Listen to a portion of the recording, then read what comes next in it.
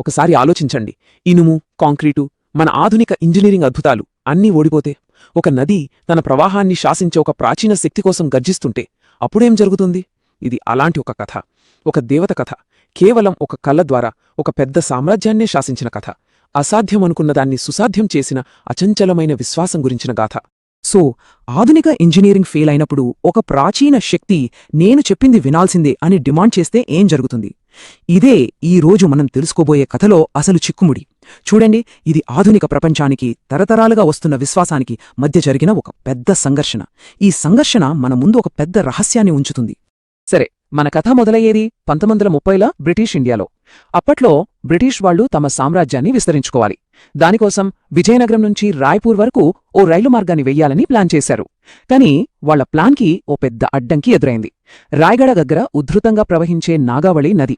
దాన్ని దాటాలంటే ఒక వంతెన కట్టడం తప్పనిసరి. వాళ్లు పని మొదలుపెట్టారు. కాని ఇక్కడే అసలు వింత మొదలైంది.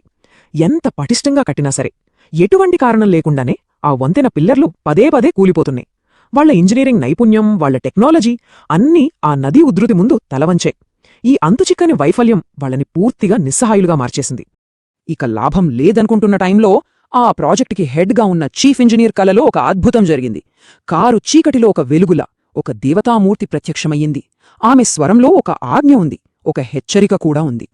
ఆమె చెప్పిన మాటలు ఇవి: ఈ నేల నాది, ఇక్కడ నా ఉనికిని పట్టించుకోకుండా ఏ నిర్మాణం నిలబగదు. ముందు ఇక్కడ శిథిలమైపోయిన నా ఆలయాన్ని మళ్లీ కట్టించు, అప్పుడు మాత్రమే నీ వంతెన చెక్కు చెదరకుండా నిలుస్తుంది అని. సైన్స్ని నమ్మే ఆ ఇంజనీర్కు మొదట ఇదంతా నమ్మాలనిపించలేదు. కాని వరుసగా జరుగుతున్న వైఫల్యాలు చూశాక అతనికి వేరే దారి కనపడలేదు. తన పై అధికారులను ఎలాగో ఒప్పించి ఆలయ నిర్మాణానికి పూనుకున్నాడు. ఇక చూడండి, అద్భుతం! ఆలయ నిర్మాణం పూర్తవ్వగానే వంతెన పని ఎలాంటి ఆటంకాలు లేకుండా పూర్తయిపోయింది. ఆ వంతెన ఈరోజుకి చెక్కు చెదరకుండా నిలబడి ఆనాటి సంఘటనకు సాక్షిగా ఉంది. దశాబ్దాలు గడిచిపోయాయి, కాలం మారింది.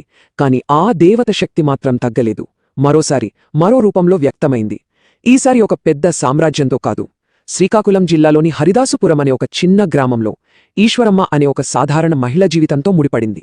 ఆమె పరిస్థితి చాలా దారుణం. భర్తేమో తాగుడికి బానిస, కుటుంబమంతా పేదరికంలో ఉంది. ఆమెకున్న ఒకే ఒక్క ఆశ, ఆధారం మజ్జిగౌరమ్మ తల్లిపై ఉన్న అచంచలమైన భక్తి మాత్రమే. అలాంటి పరిస్థితుల్లో ఒకరోజు రాత్రి ఆ దేవత మళ్లీ కలలోకొచ్చింది. ఈసారి ఈశ్వరమ్మ కలలో, నీ భర్త ఆయుష్షు ఇక లేదు, 10 రోజుల్లో చనిపోతాడు, వెంటనే నీ పుట్టింటికి వెళ్ళిపో అని చాలా తీవ్రంగా హెచ్చరించింది. ఆ కలతో ఉలిక్కిపడి లేచిన ఆమె భయంతో వణికిపోయింది. అయినా సరే అమ్మవారి మాట మీద నమ్మకంతో ప్రయాణానికి సిద్ధమైంది. అంతలా శాసించేంత శక్తివంతమైన ఈ దేవత అసలు ఎవరు? ఆమె మూలాలు ఎక్కడున్నాయి?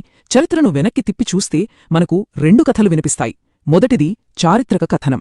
దాదాపు 14వ శతాబ్దంలో సూర్యవంశ గజపతిరాజు విశ్వనాథ్ దేవ్ రాయగడలో ఒక పెద్ద కోట కట్టించి తన ఇష్టదైవాన్ని ఆ కోటకి సరిగ్గా మధ్యలో ఉండే గదిలో ప్రతిష్ఠించాడు.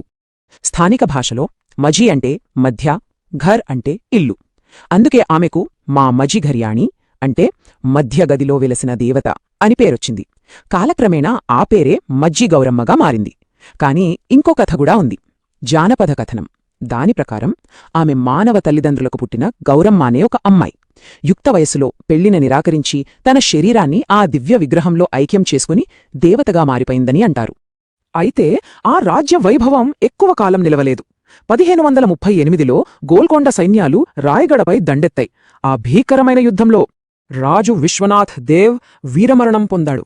రాజు చనిపోవటంతో ఆ రాజ్యం అనాథ అయిపోయింది. భర్త మరణాన్ని తట్టుకోలే 108 మంది రాణులు అగ్నిప్రవేశం చేసి ఆత్మార్పణ చేసుకున్నారు.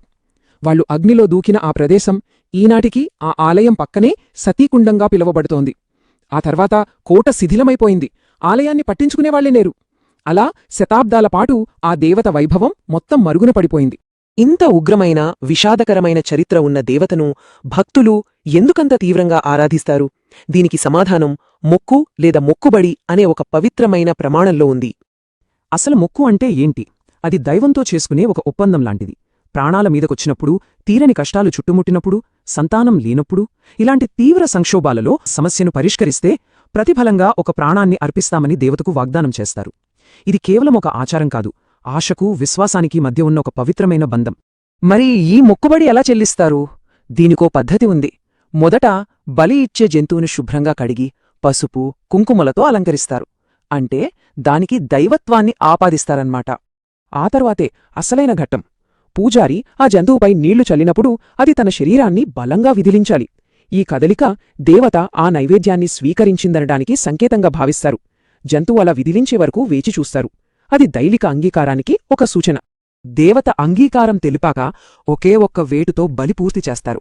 అయితే ఆ మాంసాన్ని వృధా చెయ్యరు. దాన్ని ప్రసాదంగా, అంటే దైవ ఆశీస్సులు పొందిన పవిత్రమైన ఆహారంగా భావించి బంధుమిత్రులతో కలిసి పంచుకుంటారు. ఇది వాళ్ల మధ్య బంధాలను, ఐక్యతను మరింత బలపరుస్తుంది. సరే, ఇప్పుడు మళ్లీ ఈశ్వరమ్మ కథకు వద్దాం. దేవత కలలో హెచ్చరించిన తర్వాత ఆమె తన పుట్టింటికి బయలుదేరింది కదా. రైల్వే స్టేషన్కు చేరుకోగానే ఆమె మెడలోని పుస్తెల తాడు తెగిపోయింది. జరగబోయే విషాదానికి అదొక అపశకునంలా నిలిచింది. దేవత చెప్పినట్టే సరిగ్గా 10 రోజుల్లో ఆమె భర్త చనిపోయాడు. ఆ విషాదం నుంచి తేరుకుంటున్న సమయంలో ఓ 2 సంవత్సరాల తర్వాత మజ్జిగౌరమ్మ తల్లి మళ్లీ ఆమె కలలోకి వచ్చింది. ఈసారి ఒక గొప్ప కార్యాన్ని అప్పగించింది. నాకు హరిదాసుపురంలో ఒక గుడి కావాలి, దాన్ని నువ్వే కట్టాలి అని ఆదేశించింది. అమ్మవారి ఆజ్ఞను శిరసావహించింది. తన దగ్గర ఉన్న కొద్దిపాటి బంగారాన్ని అమ్మేసింది. భర్త చనిపోయిన తర్వాత వచ్చిన కొంచెం డబ్బును దానికి జోడించింది. కాని గుడి కట్టడానికి ఆ మొత్తం ఏమాత్రం సరిపోదు. దాంతో ఆమె కుమార్తె ఒక ఆటోను అద్దెకి తీసుకుని ఊరూరా తిరుగుతూ గుడి నిర్మాణం కోసం విరాళాలు సేకరించడం మొదలుపెట్టారు.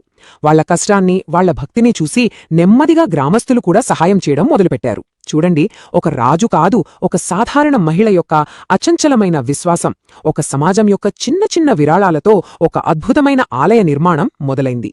రాయగడలోని ప్రధాన ఆలయానికి వద్దాం. అక్కడ ఆలయం ముందు ఒక నంబర్ మనల్ని ఆశ్చర్యపరుస్తుంది. అదే 500 కిలోలు. ఏంటి, 500 కిలోలు అనుకుంటున్నారా? అదే ఆలయ సింహద్వారం దగ్గర మనకు కనిపించే నిగనిగలాడే కంచు గుర్రం యొక్క బరువు. దాదాపు 5 క్వింటాళ్ల ఇత్తడితో చేసిన ఆ గుర్రం రంకెలవేస్తూ ముందుకు దూకడానికి సిద్ధంగా ఉన్నట్లు ఎంత సజీవంగా ఉంటుందో. అయితే ఈ గుర్రం కేవలం ఒక విగ్రహం కాదు. స్థానిక ప్రజలకు ఇది ఒక ప్రగాఢ విశ్వాసం. అమ్మవారు ప్రతి రాత్రి ఈ అశ్వంపైనే సంచరిస్తూ తమ గ్రామాన్ని, ప్రజలను ఎల్లవేళలా కాపాడుతూ ఉంటుందని వాళ్లు నమ్ముతారు. అంటే ఆమె ఒక చురుకైన, నిరంతరం కాపాడే ఒక సంరక్షకురాలు అన్నమాట.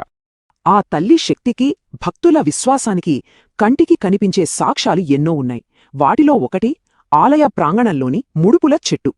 భక్తులు తమ కోరికలు నెరవేరాలని ఎర్రని వస్త్రాలను, గాజులను ఈ చెట్టుకు ముడుపులుగా కడతారు. ఆ చెట్టు నిండా ఉన్న ప్రతి ముడుపు ఒక ఆశకు, ఒక ప్రార్థనకు ప్రతీక. ఇక రెండో సాక్ష్యం, దాదాపు 1 శతాబ్దం నుంచి చెక్కు చెదరకుండా నిలబడిన ఆ రైల్వే వంతెన. ఒకప్పుడు అసాధ్యమనుకున్న నిర్మాణం ఒక దేవత ఆజ్ఞతో సాధ్యమై నేటికీ ఆమె శక్తికి నిలువుటద్దంలా నిలిచింది. ఇక మూడవ అత్యంత స్ఫూర్తిదాయకమైన సాక్ష్యం, హరిదాసుపురంలో నిర్మించబడిన ఆలయం. ఒక కల నుండి, ఒక నిరుపేద మహిళ సంకల్పం నుండి, ఒక సమాజం యొక్క ఐక్యత నుండి పుట్టిన ఈ ఆలయం విశ్వాసం ఎంతటి అద్భుతాలనైనా సృష్టించగలదని మన కళ్లకు కట్టినట్టు నిరూపిస్తుంది.